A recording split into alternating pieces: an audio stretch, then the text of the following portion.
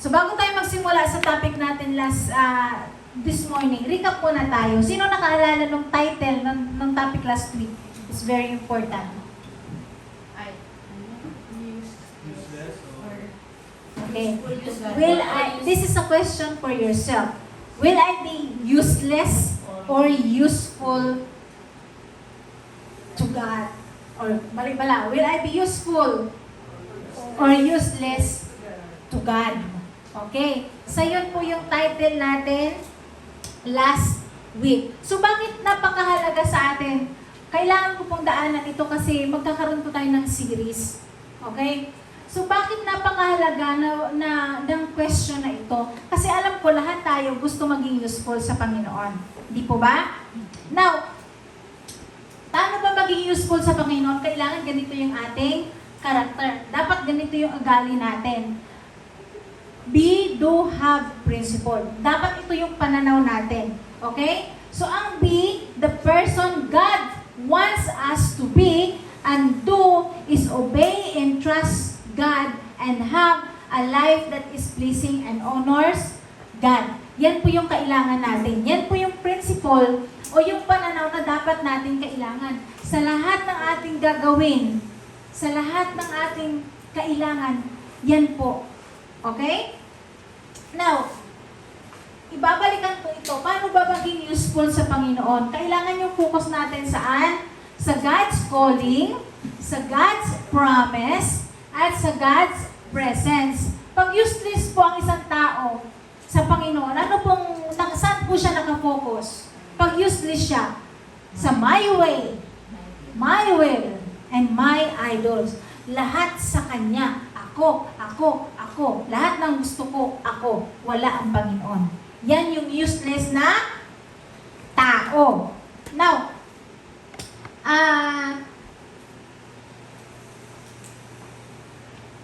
every New Year po, lagi tayong may New Year's resolutions, di ba?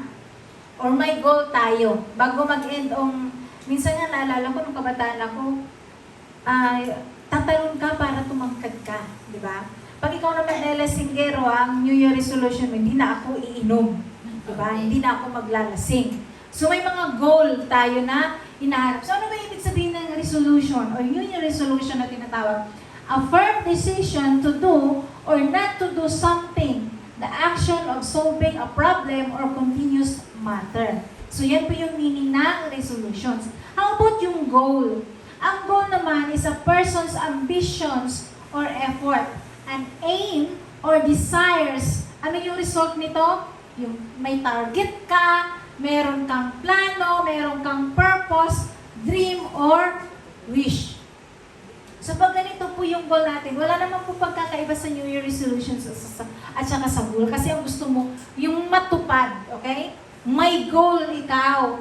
Kaya, napakahalaga po ng isang tao na may goal sa buhay. Okay?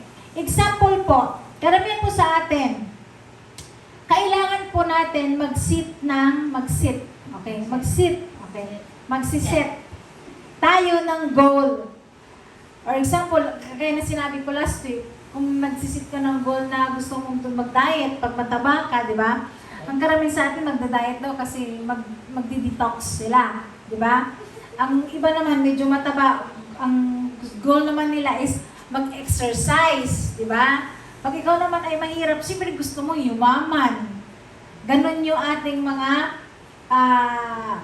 goal, kumbaga. Or sabihin pa natin, gusto kong mag-ipon kasi gusto kong bumili ng iPhone 18 na. So, di ba? iPhone 18 this year.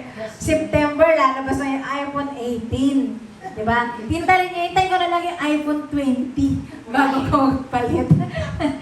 Okay. So now, makikita natin po na lahat tayo ay mayroong goal. Now, kung mapapansin, ang principle po ng goal natin is to yung ganito, I want that, I have that. Yung parang gusto natin yung I want to do that, I want to have that. Yung parang ganon. Gusto kong gawin ang bagay na ito, gusto ko ng ganyan. Gusto ko pumunta ng ibang bansa. Gusto ko magkaroon ng bagong kotse. Gusto ko magkaroon ng bagong bahay. So yan yung mga goal natin. more of our happiness. Di ba? Napapansin natin? Wala tayong pakialam kung masasaktan ang Panginoon doon sa goal natin. Basta yung goal natin is more on us. Di ba? Para sa atin. Okay? So now, bihira po sa atin ang nagkakaroon ng goal na gusto kong gawin ang mga bagay na makapagpapasaya sa Diyos. Di ba? Bihira sa atin. Ang gusto lang natin sa atin-atin. Pero never pumasok sa atin na mag-set ako ng goal na mapapasaya ko ang Panginoon. Sino bang nag-set ng ganong goal? Ay, wala. Lord, patawarin mo po. Ha? Kami. Okay. So, ano po yung tawag nito? Ano po yung difference po ng yung goal natin ay para sa ating sarili at yung goal natin ay para naman sa Panginoon. Meron po pagkakaiba. Di po ba? Now, alam niyo po ba ako, nung time na yun, nung bata pa po ako, yung wala pa ako sa Panginoon, ang goal ko po dati is, meron akong kaibigan na nag-usap kami dalawa, ano yung goal mo sa buhay? Sabi ko, 5 years from now, makakabili ako ng lupa at makapagpapatayo ako ng bahay. Alam niyo po sa totoo lang, in 5 years, natupad naman po. Nagkaroon ako ng bahay, nakabili ako ng lupa, nagkaroon ako ng bahay. Yun. Actually, bago binigay sa akin ng Panginoon yung lupa at bahay na yan, meron muna siyang mga binibigay sa akin. Una, nagkaroon ako ng sasakyan. Di ba? Nakapagbakasyon ako sa ibang bansa. Okay, halos, hindi naman sa masyadong naikot.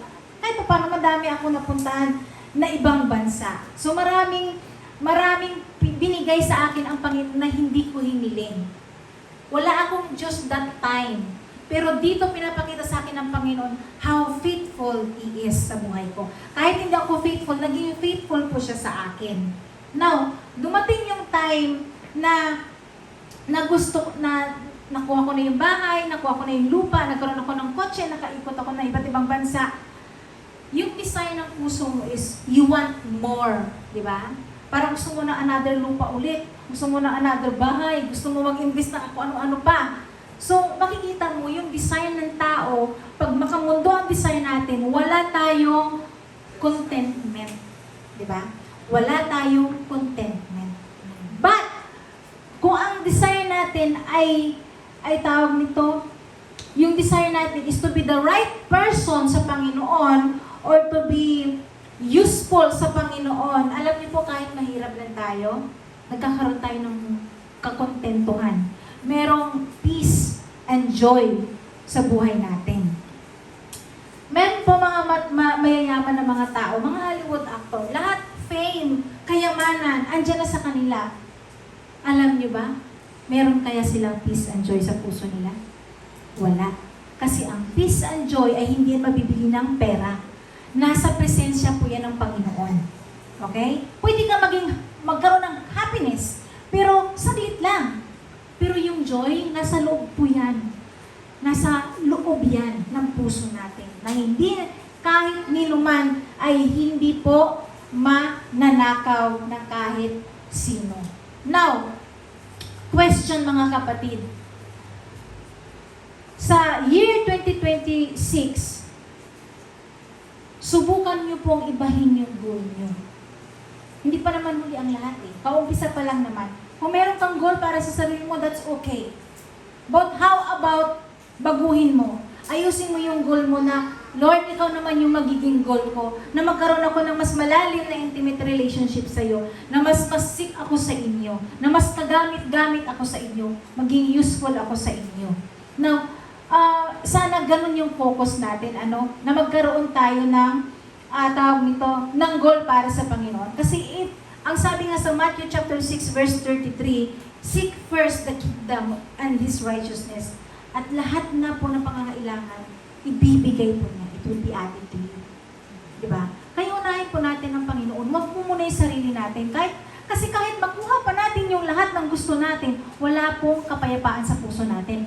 But, if si Lord ang inuna natin, meron tayong kapayapaan. At lahat ng pangangailangan natin, siya na yun ang magbibigay sa atin. Now, in this first Sunday of the year, ang title po ng message natin ay, meron tayong series. Okay? Kaya yung useful, kung gusto mo maging useful, kailangan may life goal ka. Okay? Now, magkakaroon tayo ng series para makuha natin ito, mas maintindihan natin na mahakbangan natin yung mga bagay-bagay para sa kalooban ng Panginoon. Ang life goal po natin, sa session 1 natin ay redefine success. Kailangan natin maintindihan ano ba talaga ang success. Now, ask this to yourself, kapatid. Ano ba yung goal mo 5 years from now or 10 years from now?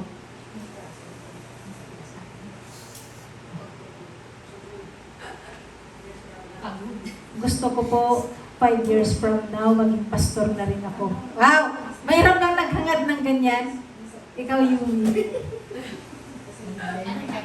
Sana 5 years from now, meron na tayong building. Amen. Amen? Amen. Ayun. Now, mga kapatid, kailangan po natin mag-set ng goal. Okay? Kailangan po natin mag-set ng goal. And, kasi kung hindi tayo magsisit ng goal, wala tayong patutunguhan. Di ba? Wala tayong patutunguhan. Kaya we need to set a goal. Alam ko lahat tayo na narito sa abroad, may goal naman tayo talaga, di ba? Bago tayo umalis ng Pilipinas, anong goal natin sa buhay? Ako dati kasi yun lang, makabili ako ng bahay at lupa, makapagpaaral ko yung aking mga aking anak. Isa lang pala anak ko. Ayun. Makapagpaaral. Yan na yung feeling ko that time. Yung success ko, yun na yun. Successful na ako sa buhay pag nakabili ako ng lupa, pag nakabili ako ng bahay, kapag napatapos ko na yung anak ko. That's successful na alam ko. So, kayo mga kapatid, ano po yung success para sa inyo? Di ba? Alam ko yung mga set kayo ng mga goal sa buhay ninyo. Now, kung susuriin natin ng mabuti ang ating mga layunin o pangarap sa buhay, makikita natin na ang pinaka-bottom line kung bakit tayo naghahangad ng tagumpay or success, kasi ang desire natin ay maging, masaya. Diba? Puro kayo na sinabi ko ni masaya. So, we want to be happy at yan ang nagiging motivation natin for all of our action. Okay? The reality is, most of us do not understand what the true success is. Okay? Karamihan sa atin ay hindi na unawaan kung ano ang tunay na tagumpay. This is why we allow the world, kaya inaalaw natin yung world na mag-define ng success para sa atin. And many people today are succeeding in something which in their mind is true success, but only to find out in the end that they have aim for counterfeit success. Ibig sabihin, walang halaga na tagumpay. Ang sabi po dito sa Ecclesiastes chapter 2 verse 4 to 8, ang sabi dito, nakagawa ako ng mga dakilang bagay, nakapagpatayo ako ng malalaking bahay at ginawa kong upasan ang paligid nito. Gumawa ako para sa aking sarili ng mga hardin at liwasan. Tinamnan ko ito ng lahat ng uri ng punong kahoy na mapapakinabangan ang bunga. Humukay ako ng mga balon na pagkukuna ng pandilig sa mga pananim na ito. Bumili ako ng mga alipin babae at lalaki. Ang mga alipin ko'y nagkaanak na sa aking tahanan. Ang kawan ko'y ubod ng dami. Walang kasing dami kong ihahalin tulad sa kawan ng mga haring nauna sa akin. Nakaipon ako ng napakaraming pilak at ginto mula sa mga lupaing nasasakupan ko. Marami akong mga awit na babae at lalaki. Marami akong asawa at pawang magaganda. Wala nang hahanapin pa ang isang lalaki na kung tungkol din lang sa babae. Sino pa ang sumulat na Ecclesiastes? Solomon. Alam natin yung life ni Solomon, di ba? Si Solomon, grabe yung wisdom niya, grabe yung kayamanan niya. As in talagang napakasikat siya na hari that time. Okay? But, lahat ng meron, lahat ng malaking bahay, lahat ng yan na nabasa natin kanina, lahat meron siya. Pero alam mo, ano sabi niya to the next verse? Ang sabi niya dito, pagkatapos inisip kong mabuti ang mga ginawa ko at ang pagod ng aking pinuhunan, nakita kong lahat ay pawang, walang kabuluhan. Tulad ng ito ng naghahabol sa hangin. So napakasad lahat ng hirap niya parang walang kabuluhan. Kahit anong kayamanan, siya na yung pinakamayaman na king that time. Grabe na yung yaman ni Solomon that time. Pero ang sabi niya, walang kabuluhan. Yan na yung pinakamayaman. Walang kabuluhan ang kanyang kayamanan. So ngayon dadako po tayo sa word of the day. Ito po yung pagbubulay-bulayan natin sa oras na ito. Okay, dadako po tayo sa Luke chapter 12, verse 13 to 21. Ito po yung pag-uusapan natin at ito po yung pag-aaralan natin. In verse 13 to 15, sabi dito, sinabi kay Jesus na isa sa mga naroroon, Guro, iutos nga po ninyo sa kapatid ko na paghatiin namin ang aming mana. Sumagot siya, sino ang naglagay sa akin bilang hukom o tagapaghati ng mana ninyo? At sinabi niya sa kanilang lahat, mag-ingat kayo sa lahat ng uri ng kasakiman, sapagkat ang buhay ng tao ay wala sa dami ng kanyang kayamanan. Okay.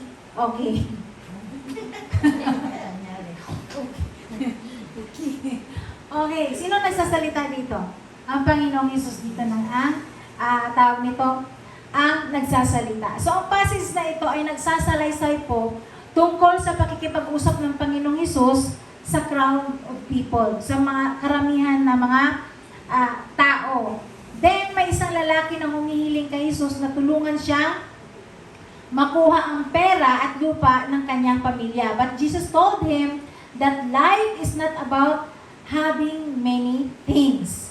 Jesus wanted people to be careful about greed or kasakiman sa Tagalog. Greed means wanting too much and thinking only about yourself. Ganun yung greedy. Pag greedy ka, sarili mo lang lagi mong inisip. Hindi mo na inisip yung kapakanan ng kapwa mo. So, ang kasakiman ay nangangahulugan ng labis na pagnanais at pag-iisip lamang para sa kanyang sarili.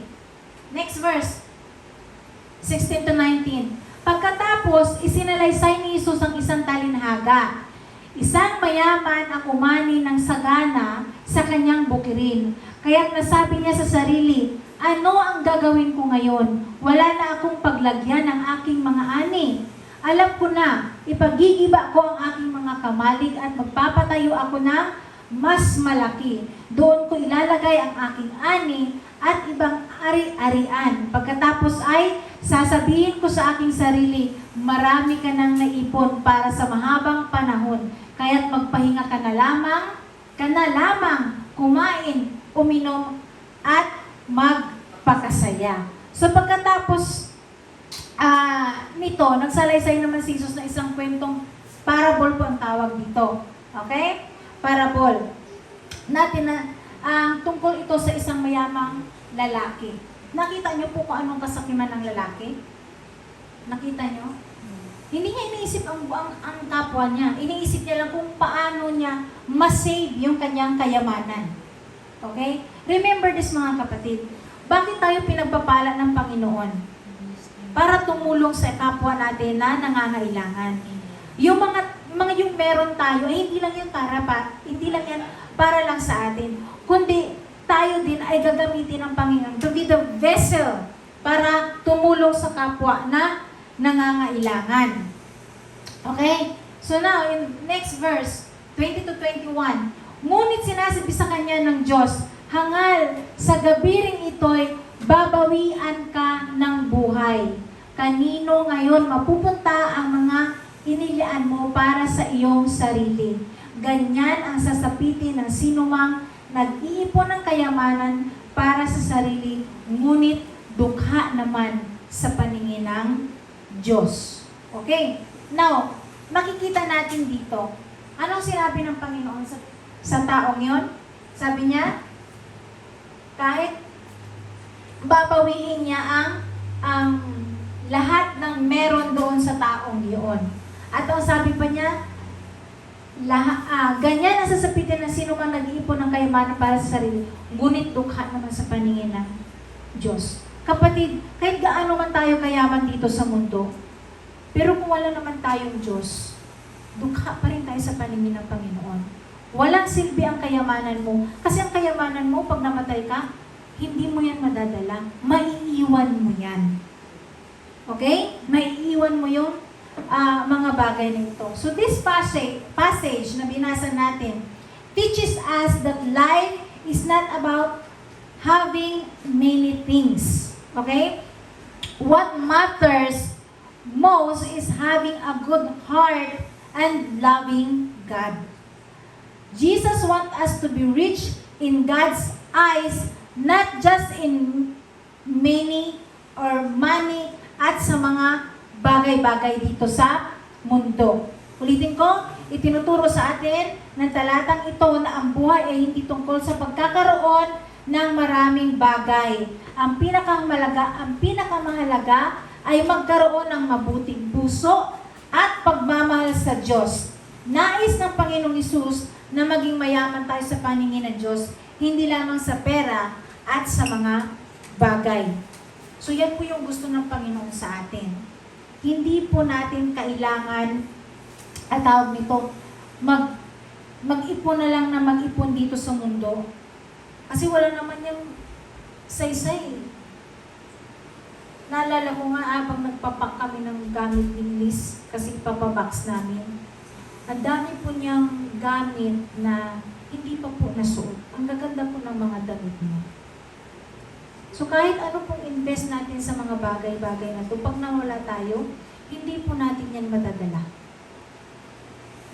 So ang pahalagahan po natin, ang topic natin for today is to remind us na kailangan natin maintindihan na yung totoong success po ay hindi po sa laman ng bank account natin, kundi kung paano tayo maging useful sa Panginoon.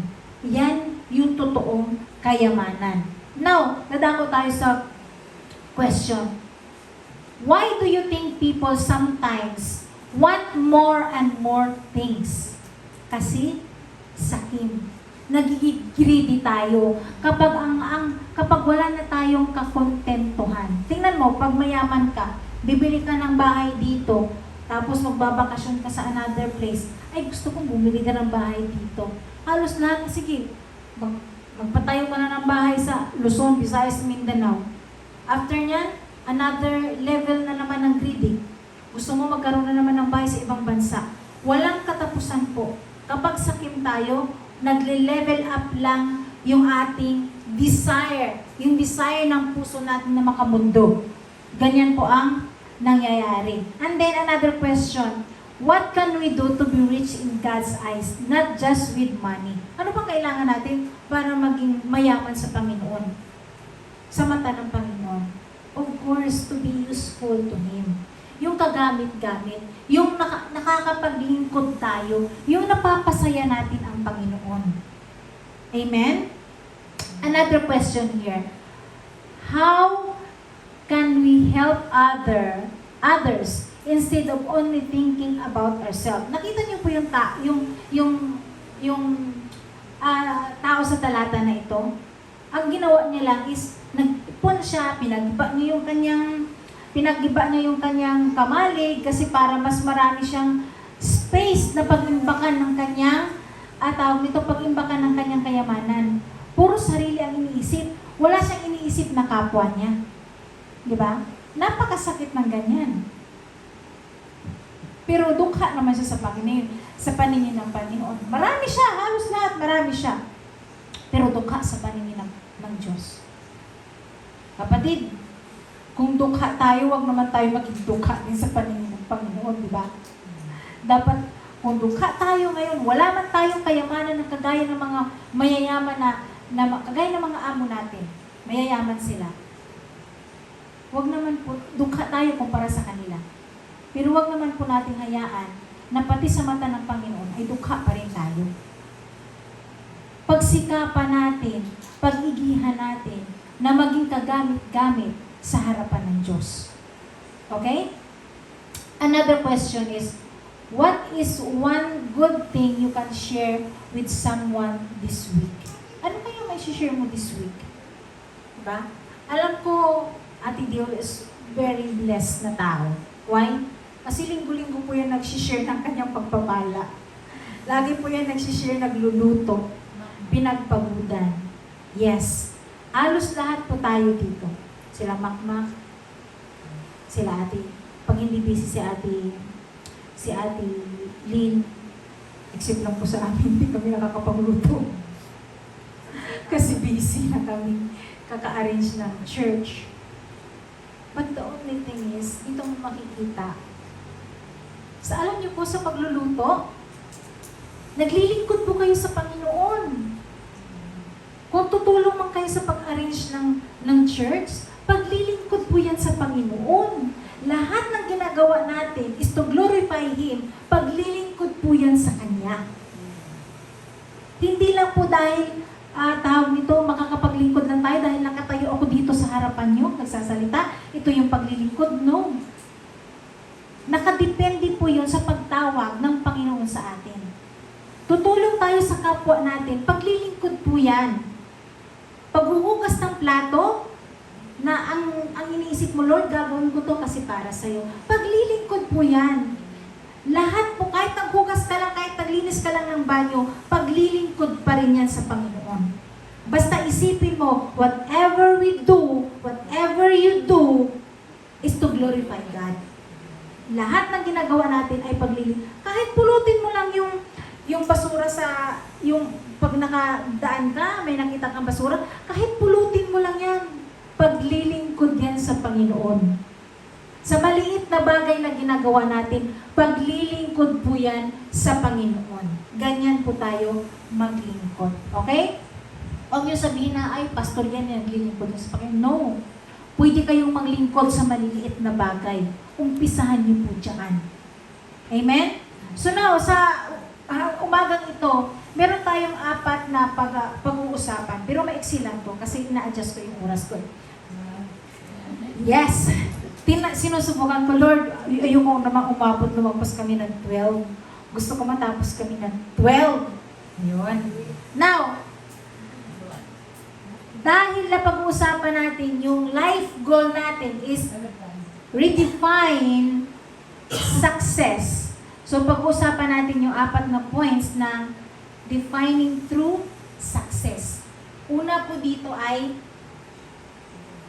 defining true success is number 1. True success is being who God wants us to be. Okay? So, ang tunay na tagumpay ay maging kung sino ang nais tayong maging ng Diyos. Parang hirap nung pagtagalog. Basta ang tunay na tagumpay ay kung sino tayo na gusto ng Panginoon. Okay? So yan yung totoong success. True success has to do with our being. So, how we live our personal lives in both private and public po. We are accountable to Him for our personal development to reach out full potential. Kasama sa plano ng Diyos ang kanyang hangarin na maging katulad tayo ni Kristo. So now, paano ba tayo maging katulad ng Panginoong Jesucristo? Kasi ang gusto ng Panginoon na yung true success is being who God wants us to be, at walang iba gusto ang God the Father kundi maging kawangis tayo or magkaroon tayo ng karakter na Christ-like character. Lahat po tayo. Yan po yung gusto ng God the Father. Yan po yung gusto niya. Yan po yung totoong success. Kung magkaroon po tayo ng karakter ng kagaya ng Panginoong Jesucristo. Sino ba ang gusto niya magkaroon ng karakter ng kagaya ng Panginoong Jesucristo? Ay, ayaw ni Ethel at saka ayaw ni Ate Lea.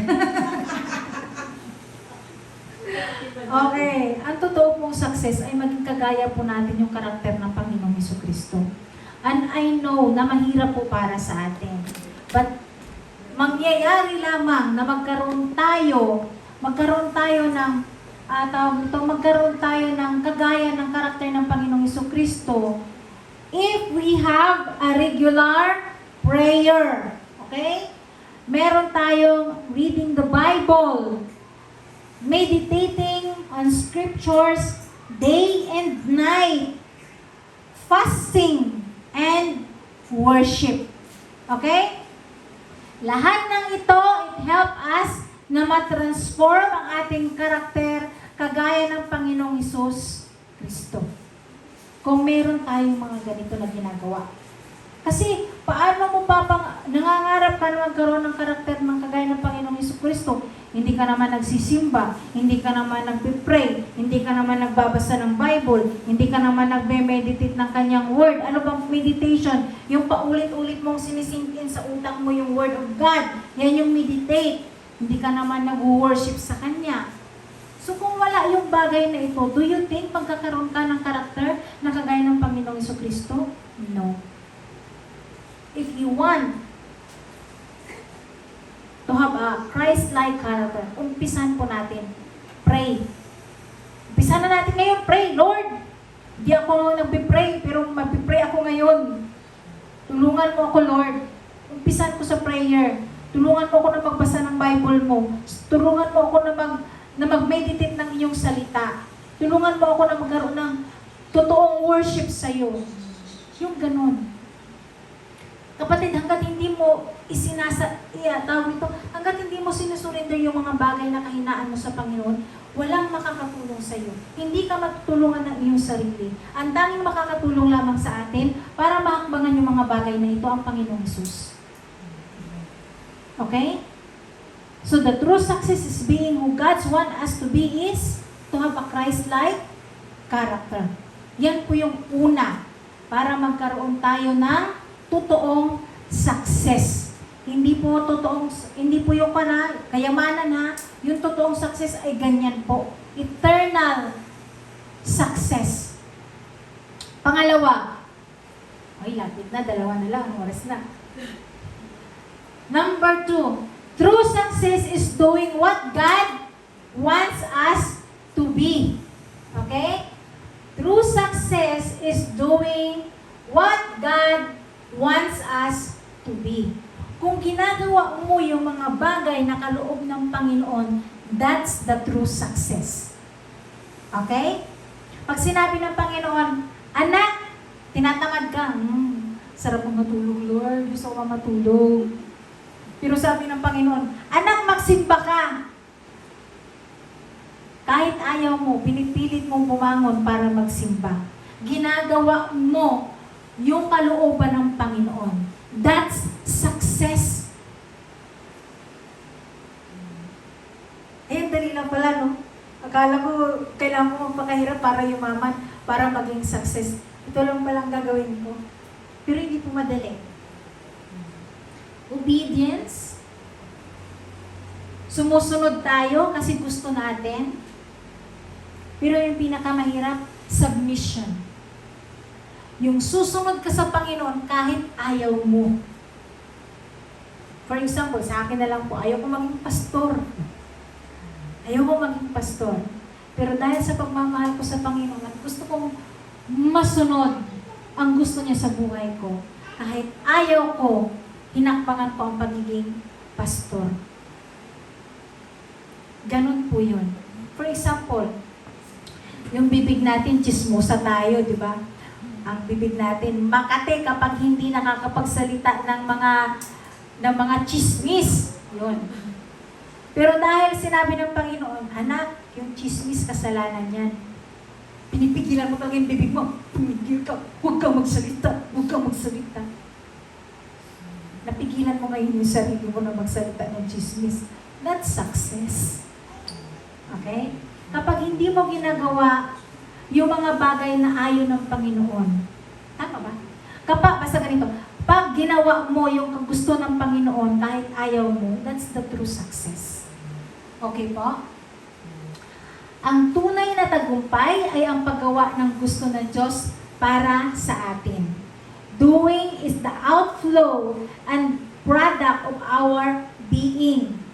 It refers to our mission and public practice of obeying God's commands to fulfill our rules and our calling in the workplace po natin, sa church, sa community. Yan po yan. Sa ating mga gawa, makikita kung tumutupad ba tayo sa ating mga tungkulin and calling kung saan man tayo nilagay ng Panginoon. Magagawa ba natin ang mga bagay na ito kung saan tayo tinawag ng Diyos? Yes, of course, magagawa natin. Maliwanag po. Kasi kung ano man ang ginagawa natin, may accountability tayo sa Panginoon. Nasabi ng Panginoon, huwag ka magnakaw din, huwag ka manakaw. Ang sabi ng Panginoon, huwag mo siraan ang kapatid mo din, huwag mo siraan ang kapatid mo. Pag sinabi ng Panginoon, mahalin mo yung kaaway mo. Lord, ang hirap po mahalin ang kaaway ko, pero dahil sabi mo, mahalin ko yung kaaway ko, mamahalin ko siya. Tutulungan mo ako. That's success. Mahirap pong gawin. Mahalin ang kaaway, Diba? Pero kung ginagawa mo yung mga bagay na yan para sa Panginoon, yan po yung totoong success. Okay? Number 2, true success is doing what God wants us to be. To do. Yun. Yan po yung totoong success. Number 3, true success is hearing God says, "Well done, my good and faithful servant. Enter into the joy of your master." Pag tayo po namatay, nakita na natin yung Panginoon. At sinabi ng Panginoon sa atin to, "Well done, my good and faithful servant." Baka ayaw ko na tumigil kakatalon sa tuwa. Diba? Kasi naging useful ka sa Kanya eh. Kaya pag naging useful ka sa Panginoon, yan po yung marireceive natin na salita galing sa Diyos. Pero kung hindi po tayo useful, kung useless tayo, ano matatanggap natin? Wala kang silbi. Saan ang punta mo? Impyerno. So lahat ba tayo gusto maging ganito? Gusto ba natin lahat tayo makakatanggap ng ganitong salita galing sa Panginoon? Amen. Diba? Ang sabi po ni Lewis, hindi ko alam how to pronounce her name. Author po siya ng book of series na The Chronicles of Narnia. Nakapanood naman kami ng Narnia, di ba? Ang sabi po niya, said that our lives on earth has only been the title and the cover page. Yung buhay daw natin dito sa mundo, lang, tawag ito, title lang and cover ng book na yan. But, ang buhay natin ngayon, dito sa mundo, is just a preparation for future. Okay? Someday, when we go to heaven, it will be our chapter 1 of our eternal life with the Lord. Grabe, no? Doon pala magsisimula yung totoong buhay natin. Hindi dito sa mundong ito. Ang totoong buhay natin magsisimula after death. Okay? After death po magsisimula ang buhay natin. So, ang definition po ng success ng mundo ay walang silbi at walang bahagi sa kabilang buhay. Kung ano yung narating natin dito. God's definition of true success hindi dito sa mundo, kundi ang makasama natin siya sa kabilang buhay. Kapag natapos na natin ang ating oras sa mundong ito, iiwan natin ang mundong ito at pupunta tayo sa kanyang piling. At kapag nasa piling natin siya, at kapag nasa piling na tayo ng Panginoong Hesukristo, ito po yung matatanggap natin na salita.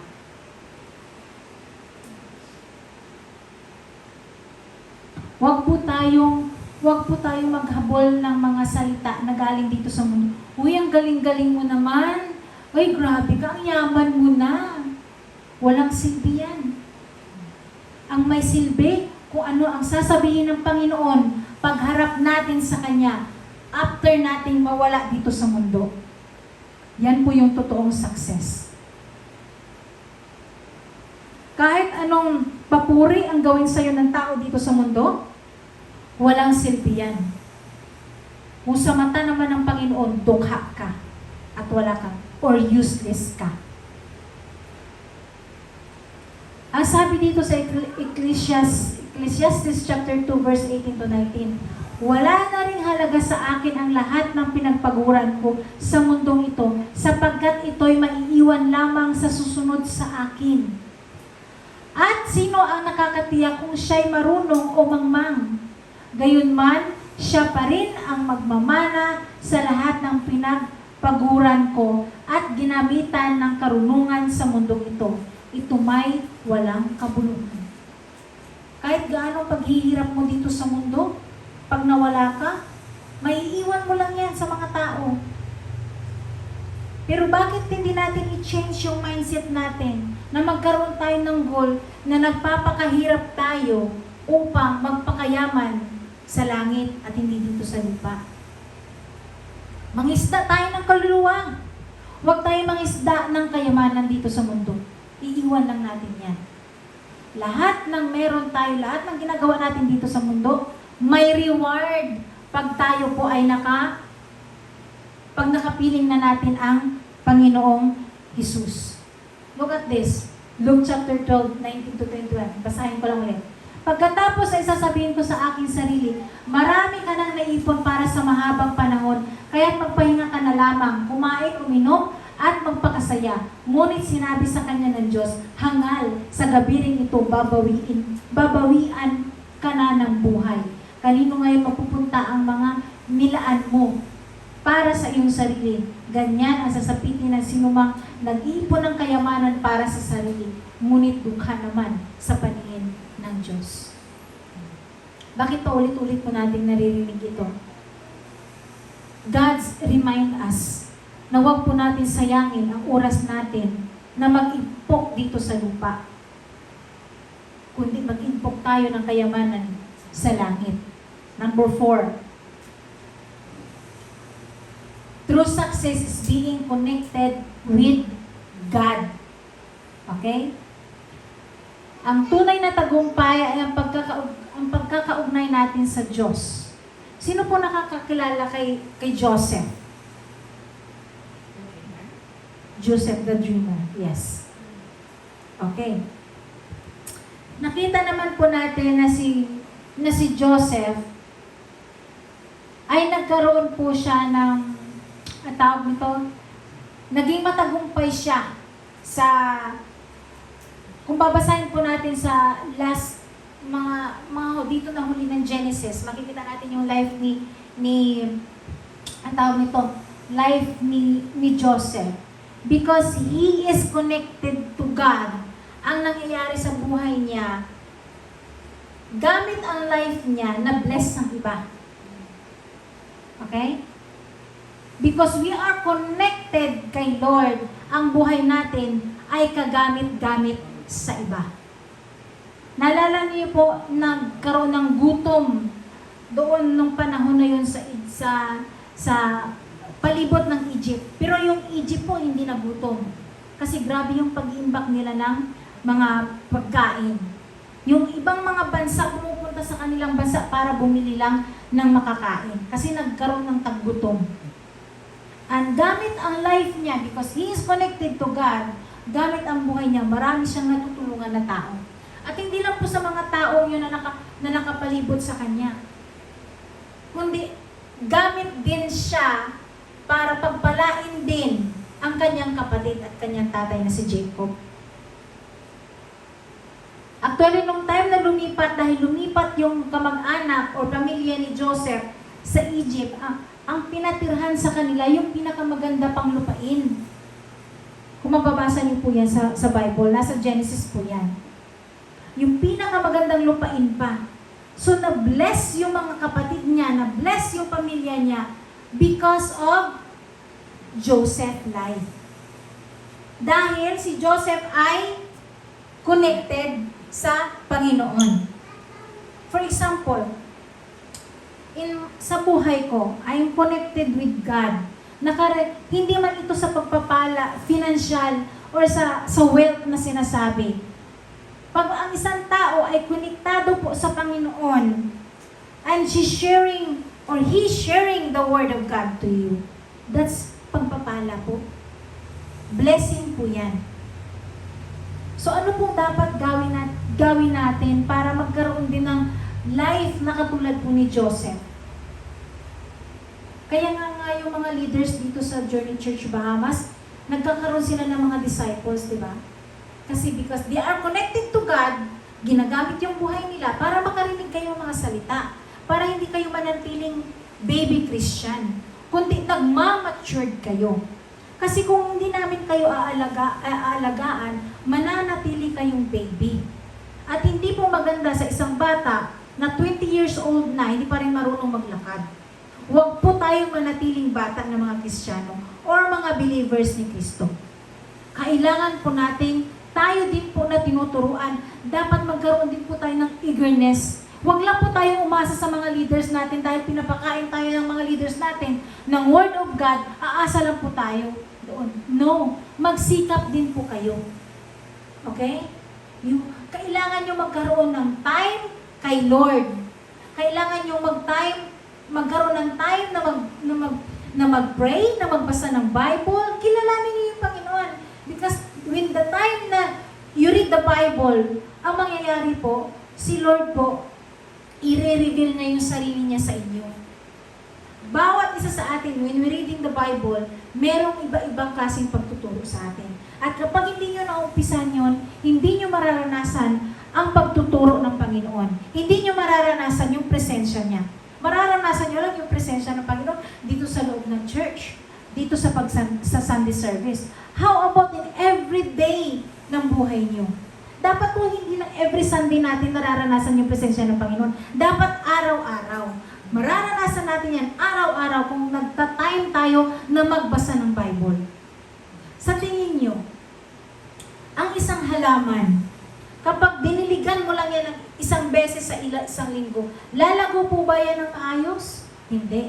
Ang kailangan po ng halaman para mas gumanda, mas maging mabunga, kailangan po niya araw-araw ang dilig. Ganyan po yung spirit din natin. Kailangan po natin ng araw-araw pakainin, diligan, para po lumago tayo. Kung gusto mong lumago, din yan po ang mga kaparaanan na dapat nating gawin. Amen? So dito po ako magtatapos. Ito po yung mapa natin ng goal natin. All of us have a mental map for the life goals that we keep tracking. Without a map, life is like a chasing after the wind. Kung wala tayong mapa, ibang mapa ang ating titingnan. The right map comes with the right definitions of true success, directed toward life goals that truly matters. The map that the true success is the Bible. Ano po yung mapa natin ng totoong success? Bible. Yan po yung totoong mapa natin upang tayo ay maging matagumpay. Dapat yung mapa natin ay totoo. Hindi po yan gawa-gawa lang ng tao. God wants us to be successful and prosperous. And the way to go about it is to meditate on His Word day and night, so that we may be careful to do and obey His command. Kailangan po natin yun. Kapag hindi po tayo nagbabasa ng Bible, hindi po natin malalaman kung ano ang gusto ng Panginoon at kung ano ang ayaw ng Diyos. Iba po kasi pag ikaw naka-encounter sa Panginoon, lumalalim po ang iyong relasyon sa Kanya. Kaya lagi po natin isipin, lagi po natin tandaan na magkaroon po tayo ng time para sa Panginoon. Ang sabi dito, Joshua 1:8, ang sabi dito, huwag mong kaliligtaang basahin ang aklat ng kautusan. Look at this, guys. Look at this, mga kapatid. Pagbulay-bulayan mo iyon araw at gabi upang matupad mo ang lahat ng nakasaad doon. Kapag hindi tayo nagbabasa ng Bible, magagawa mo ba ang sinasabi ng Panginoon? Hindi. Pero kung nagbabasa ka ng salita ng Panginoon, ano sabi niya dito? Sa ganoon, magiging masagana at matagumpay ang iyong pamumuhay. Pangako po yan ng Panginoon kay Joshua. At hindi lang po niyan pinangako sa kay Joshua, sa atin din po na mananampalataya. Lahat na tayo na mananampalataya, gagawin natin ito. Ang Diyos po totoo sa kanyang pangako. Siya lang ang tumutupad ng kanyang pangako. Kaya, I encourage you, start reading your Bible. Lagi ko itong sinasabi sa inyo. And then ito, last verse, 2 Corinthians chapter 5, verse 9 to 10. Kaya naman, ang pinakananais namin ay maging kalugod-lugod sa Kanya, maging nasa katawang lupa o maging nasa piling na niya, sapagkat lahat tayo haharap sa hukuman ni Kristo. At tatanggap ng nararapat ayon sa ating mga gawang mabuti o masama nang tayo'y nabubuhay pa sa katawang ito. Kapatid, kapag namatay po tayo, haharap po tayo sa Panginoon. At hahatulan tayo sa lahat ng ating ginawa dito sa mundo, mabuti man yan o hindi. Ang Diyos po ang hahatol sa atin. And this is the right time. Kung hindi man sa tingin nyo, kalugod-lugod sa Panginoon ang ginagawa natin, this is the right time na ayusin natin, baguhin natin, upang ang matatanggap natin sa Panginoon pag nawala tayo ay reward. May reward po tayo sa langit kapag tayo ay naglilingkod ayon sa kalooban ng Panginoon. Ito pong iiwan ko sa inyo. Life without a goal is like playing basketball without a ball. Kahit anong gawin mo, kahit magkaganyan-ganyan ka pa dyan, wala ka namang bola. Paano ka maging success? Di po ba? Mahirap po yung nagpapakahirap ka. Tao nito, tatakbo-takbo ka, di-dribble-dribble ka, wala ka namang panang bola. Sayang. Sayang, mga kapatid. For me, ang life goal ko sa totoong kayamanan is to have a relationship that honor God and grows in His presence. So nawa po, lahat tayo may ganun, ganun yung goal natin. Na magkaroon, na yung lahat ng ginagawa natin ay kalugod-lugod sa Diyos. Na-honor siya, nag-glorify siya. Hindi po puro sa atin sarili lang, puro atin. Baguhin na po natin yan ngayong 2026. Tingnan natin, challenge yourself, mga kapatid. This time, Lord, ang goal ko ay magkaroon ng mas malalim na relasyon sa inyo. Sit aside nyo muna yung sarili nyo. Umpisahan nyo muna sa Panginoon. At tingnan natin, at the end of this year, anong mangyayari sa iyo? I challenge you, kapatid. Napakabuti po ng Panginoon. Tutuparin ng Diyos ang kanyang pangako. Ganyan po kabuti ang Panginoon. Tayo po ay tumayo at manalangin. Yes, hallelujah. Abba Father, our King of Kings, our Lord of Lords, our Redeemer, our Savior. Thank you for your grace and mercy na araw-araw po naming nararanasan. Thank you, Lord, for being faithful to us. Kahit sa kabila, Panginoon, ng maraming bagay na pagkukulang namin sa inyo, pero pinapakita mo pa rin yung pagiging faithful mo sa amin. Paano pa kaya, Lord, kung naging faithful kami sa inyo? I'm sure, doble-doble yung matatanggap namin na pagpapala sa inyo. Kaya, Ama, kaming lahat ng mga anak mo na naririto, patuloy kaming humihingi ng kapatawaran, nagpapakumbaba kami sa iyong harapan, Father God. Patawarin mo kami sa lahat ng mga pagkukulang namin. Patawarin mo kami, Ama, kung karamihan sa oras namin ay para lamang sa aming mga sarili. Kung ang goal namin sa buhay ay makamundo, puro sa sarili namin, puro sa aming happiness. But this time, Father God, dinudulog namin sa inyo, Father God, na Lord, Ikaw po yung magput sa aming mga isipan. Renew our mind, Father God.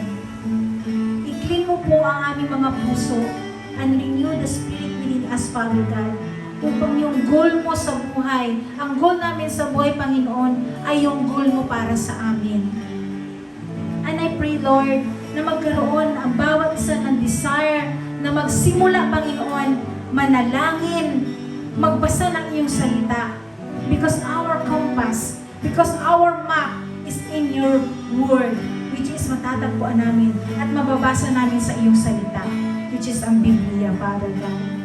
Lord, yung mga bagay na ito na pinapanalangin namin, Panginoon, hindi namin kaya na wala ang pagsama mo. Hindi namin kaya kung hindi mo kami tutulungan, Father God. Mahina kami, Panginoon, at inaamin namin yan.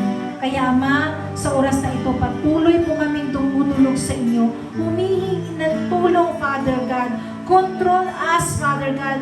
Ikaw po mag-control ng aming mga isipan, ng aming mga puso, Father God. Nang sa ganon, Panginoon, Ikaw ang masunod sa buhay namin at hindi na ang aming mga sarili. Mahabang panahon na, Panginoon, na pinagbigyan ng aming mga sarili, Panginoon, na masunod ang aming kaligayahan. But Lord, this time, tulungan mo ang mga anak mo na yung kalooban mo naman ang masunod namin, Father God.